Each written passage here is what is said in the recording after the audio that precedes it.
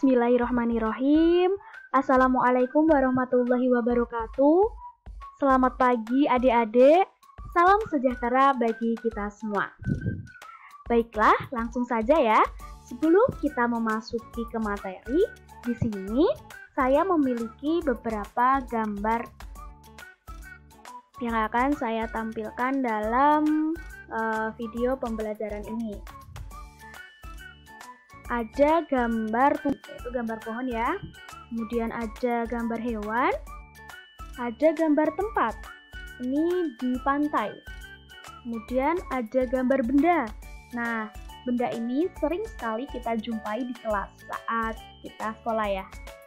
Kemudian ada benda yang sangat kecil nih, saking kecilnya tidak bisa diamati dengan mata telanjang. Jadi harus menggunakan alat bantu seperti mikroskop, yaitu bakteri ya, gambar bakteri. Nah, benda-benda tersebut termasuk dalam objek IPA. Jadi kali ini kita akan belajar tentang objek IPA dan penyelidikan.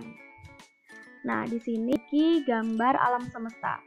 Sebenarnya apa sih hubungannya alam semesta dengan objek IPA?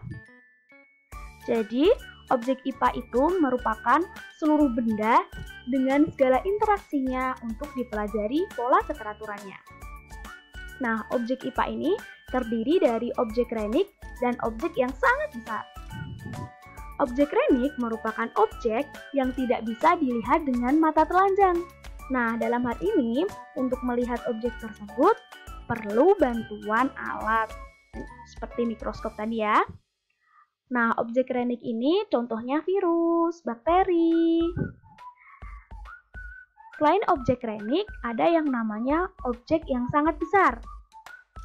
Objek yang sangat besar ini merupakan objek yang bisa kita lihat tanpa menggunakan alat bantu. Seperti ini ya, benda-benda yang ada di lautan, kemudian pepohonan, itu termasuk dalam objek yang sangat besar. Nah, di sini untuk alat bantu untuk melihat objek renik disebut dengan salah satunya yaitu mikroskop. Ini ya gambar mikroskop. Seperti ini mikroskop tuh. Nah, adik-adik tentu saja adik-adik pernah ya mengamati teman.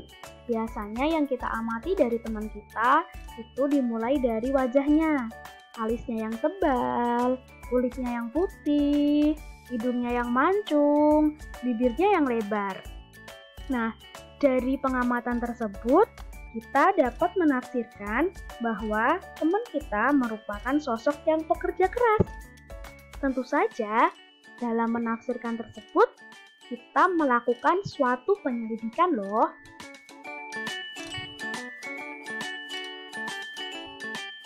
Lalu, saat ini kita akan belajar tentang penyelidikan IPA. Sebenarnya, penyelidikan ilmiah IPA tuh melibatkan proses apa aja sih? Nah, kita akan belajar ya. Proses yang pertama yaitu pengamatan.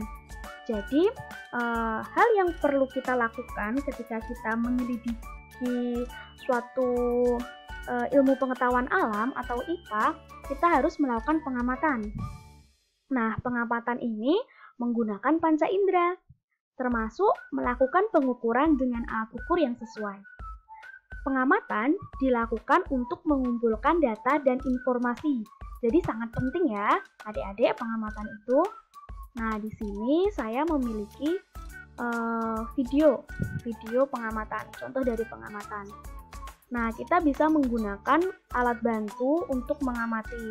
Nah, itu kan awalnya terlihat kecil, kemudian kita menggunakan alat bantu berupa lup atau kaca pembesar, maka benda tersebut bisa terlihat besar. Nah, selanjutnya yaitu membuat inferensi. Apa sih sebenarnya inferensi itu? Jadi, inferensi itu merupakan merumuskan penjelasan berdasarkan pengamatan.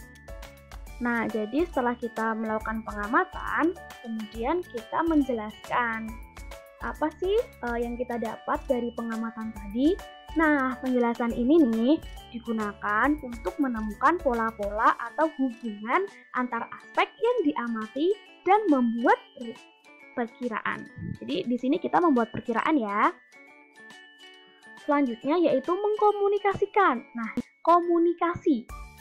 Jadi setelah itu kita harus mengkomunikasikan hasil penyelidikan baik lisan ataupun tulisan.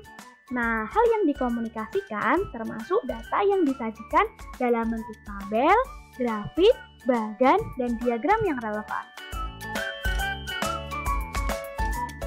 Nah, setelah kita belajar tentang penyelidikan ilmiah IPA, kemudian di sini kita akan mempelajari sebenarnya apa sih kegunaan dari belajar IPA itu?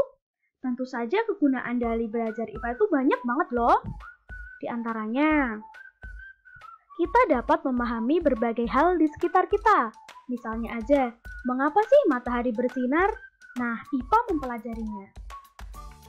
Selanjutnya, kita juga akan meningkatkan kualitas hidup. Misalnya, apakah bunga yang ditanam akan tumbuh? Nah, tentu saja IPA akan mempelajarinya. Selanjutnya, IPA dapat menyelesaikan masalah. Nah, sering banget kan kita melihat air itu keruh. Nah, bagaimana sih mendapatkan air bersih dari air keruh?